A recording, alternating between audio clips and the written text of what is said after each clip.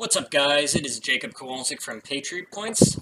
I know it's been a while since I've posted my last video, so for a little personal update, I have been back in community college, so I've been a little busy there. A lot of pointless essays by second-rate teachers, that type of deal.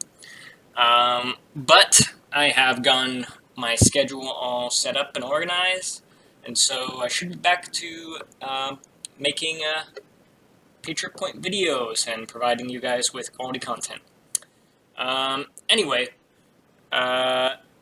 this is something that I kind of wanted to discuss. It's not this particular article, but the entire topic of elections in general. I'll give you a brief overview of the article, but I'm not going to be talking about it too much. It's mainly saying, the Arizona Audit didn't really have any legitimacy, and news outlets acting like it does are stupid.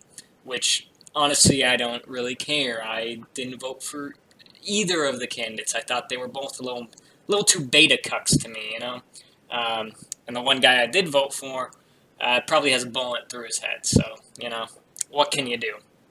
But anyway, I just wanted to talk about elections in general, so this will do as a background image, I suppose.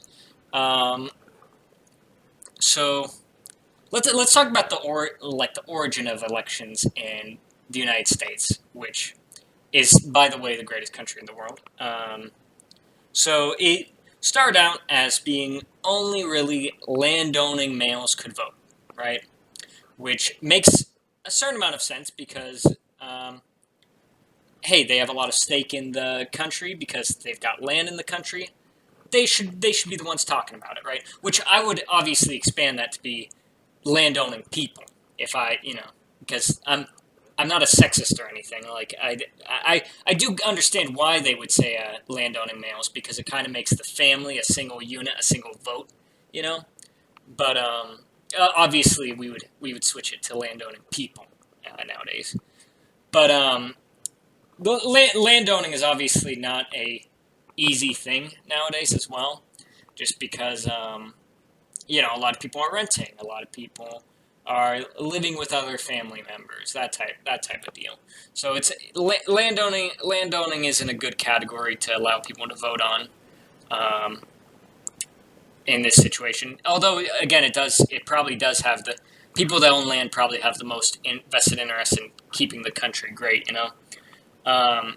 But I thought, how could we expand that? How could we expand upon the original ideas of the founding fathers and make sure that people have an interest in the country, and so that no one who's voting is kind of like joking around, and that's why we get stuck with beta presidential candidates and that type of stuff.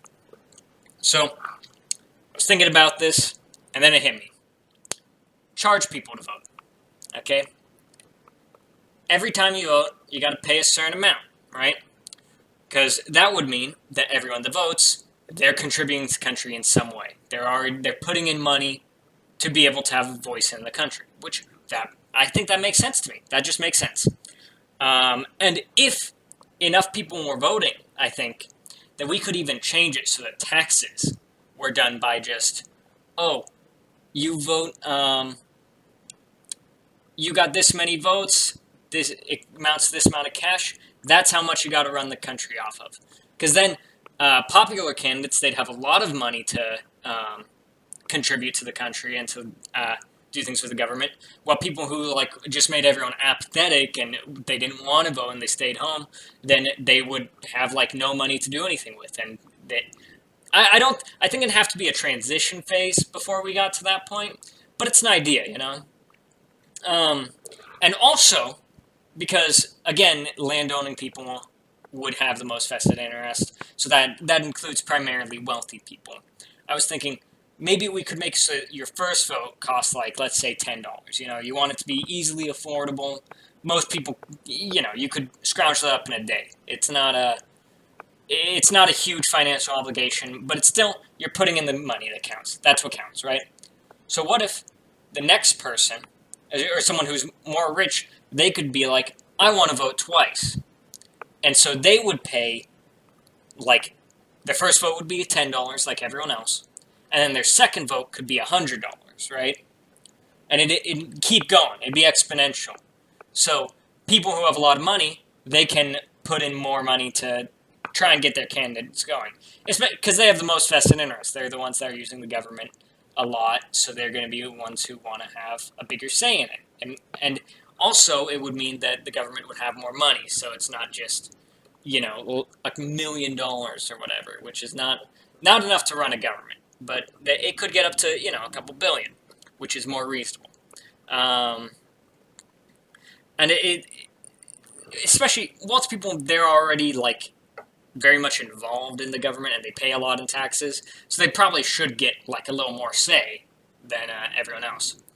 Um, but yeah, that's just my general thought on elections, and I think it's a way that we could transition this country to its more patriotic origins of the founding fathers and such, and it would just help improve the way elections are done.